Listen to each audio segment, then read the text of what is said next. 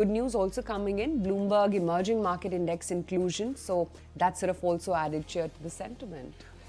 See, markets knew this was coming, so it's pretty much like an official announcement. Official announcement as to what day the change would actually happen. But you look at the market per se, the big picture, both locally and globally, I don't think there is a change in the character of the market. I mean, which is what is important. The price action is something which is far more encouraging than discouraging. Markets are moving as per the script, which is they consolidate for a few days, then they give you one big day, then they consolidate, and the churn starts. And if if you are a trader, you should actually welcome this kind of price action. The reason why you should welcome this kind of price action, because it is giving you good entry points. Uh, Globally also, I think pretty much that is the same course. The mood, I think, is not clearly risk off, because if mood was entirely risk off, then Bitcoin and gold would have not rallied the way they've rallied. So there's nothing wrong with the character of the market. There's nothing wrong with the way how markets have moved in last couple of days. If at all, I would say that this is a market which is moving as per the script. There is global support. There is churn in sectors. There is buying coming at lower levels, and in terms of liquidity, there is no big vacuum. Okay, that seems to be the overall snapshot of the markets, but it's important to understand as well how you should be positioning yourself in a market like this, where as of now, we're not really seeing any major sectoral push. It's sort of in consolidation mode, a sideways mode for the market, and that's exactly what played out in yesterday's trading day as well. Perhaps the fact that there has been no major action as well in the F&O market. And Nikunj, there was only Reliance Industries that was showing you true leadership. So at a time like this, what should be the strategy? So let's look at the trader screen, Avan, just to set the tone that if you're a trader and what you should be doing in this market and what really is the best way. Global cues are negative, but I'm not worried about the setup because they are also consolidating. Flows is not a problem, and at high level, you've seen a consolidation. Last week it was short covering, now it is F&O unwinding. So I think really looking at the screen, you cannot say that you can directionally make a very large move. The concern is that even though markets are at an all-time high, you're not getting any big leadership in the market apart from Reliance. It's only Reliance, and that's about it. Nothing large is coming from either banks or, for that matter, IT.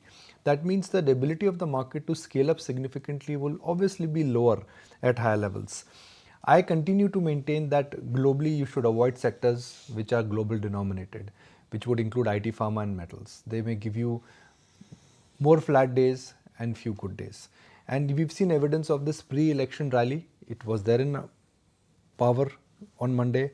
I will not be surprised that if rural dominated themes, if government dominated themes, where you know that the spending is going to be large, where the narrative is going to be strong, where the poll promises would be high, that entire market, in a sense, that entire clan, so to speak, which always rallies ahead of election promises, I think that really in the near term could show some promise. It's like electricity, infrastructure, rural dominated themes, water, gas, energy, poll promises, excitement. So markets always will move as per historical patterns. So next 15 days, next 4 to 8 weeks, I think that is the place where you really want to hunt. Yeah, and what better time than right now that you're going to be chatting with the RBI governor this evening? Yeah, I mean, this is one interview I think everybody's excited to really look forward to. It's just such an, every time when you hear the governor, there's so much really to understand, and his views, I guess, are right now very critical and very important. Simply because this is the first time the governor will be speaking to any media channel after the GDP print.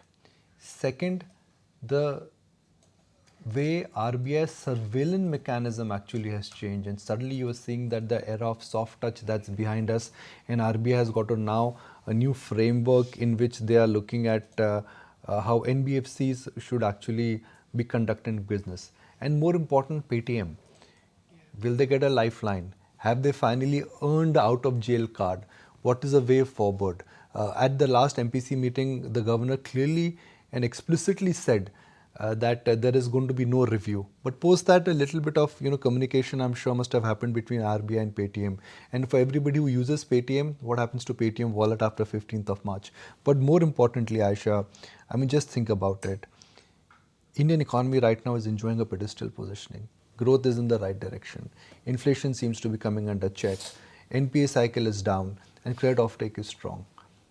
Is this a good enough environment for Reserve Bank of India to really pivot or change their stance on rates? Bond inclusion, you started with that. How is Reserve Bank of India preparing the landscape Yeah, for that bond kind of inclusion? liquidity to come in. Exactly, that would come in. So would they be checking on the bond yields? So much to ask, and so much to really get a sense from governor on. Plenty of factors.